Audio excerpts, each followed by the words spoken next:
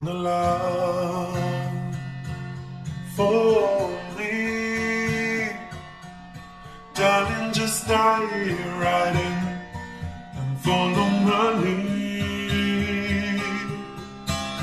সবাইকে বসন্ত এবং ভালোবাসা দিবসের শুভেচ্ছা জানিয়ে আজকে আপনাদের সাথে শুরু করছি আমার কিছু ভালো লাগা ভালোবাসার মুহূর্ত। আসসালামু আলাইকুম এভরিওয়ান, আই হোপ আপনারা সবাই অনেক বেশি ভালো আছেন। হ্যাঁ, দেখতেই পাচ্ছেন এখানে খুব সুন্দর করে ডেকোরেট করা, ফিশ বারবিকিউ করা। আমি কিন্তু অনেক বেশি অসুস্থ।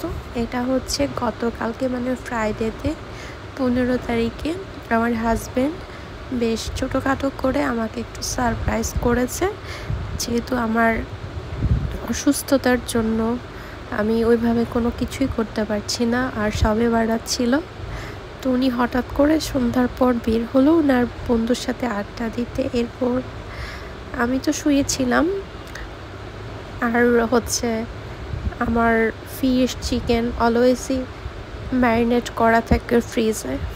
তো আমি একটুখানি উঠে দেখি উনি ওনার ছেলেকে নিয়ে খুব সুন্দরভাবে সব কিছু প্রিপেয়ার করেছে। ফিশটাও সে নিজেই ওভেনে বেক করেছে।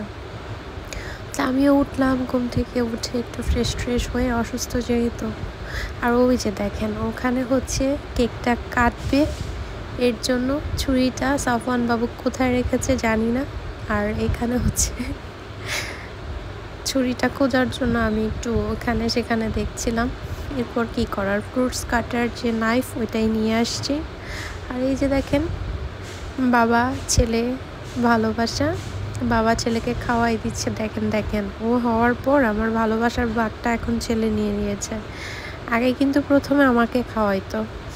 যাই হোক, সাফওয়ান তো একদমই কেক টেক দেখে সে ভীষণ খুশি। আর এই ভিডিওটা আসলে মেমোরি হিসেবে রেখে দিব সাফওয়ান বাবুর জন্য। ও যখন বড় হবে তখন যেন ও বলতে পারে যে আমার বাবা মা কতটা রোমান্টিক ছিল, কত সুন্দর মুহূর্ত আমরা একসাথে পার করে আসছি।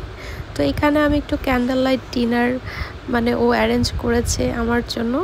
আর আমি হঠাৎ করে লাইটটা অন করে দিয়েছি, যেমন ভাল লাগতেছে না। তো যাই হোক, এরপর একটু কোকাকোলা খেয়ে নিলাম। আর দেখেন ওইখানে সাফওয়ান তো কেক দিয়ে মুখ টুক একদম ইঁদুর মুখের মতো করে ফেলছে। তো কেমন লাগলো আমাদের আজকের ব্লগ অবশ্যই কমেন্ট করে জানাবেন।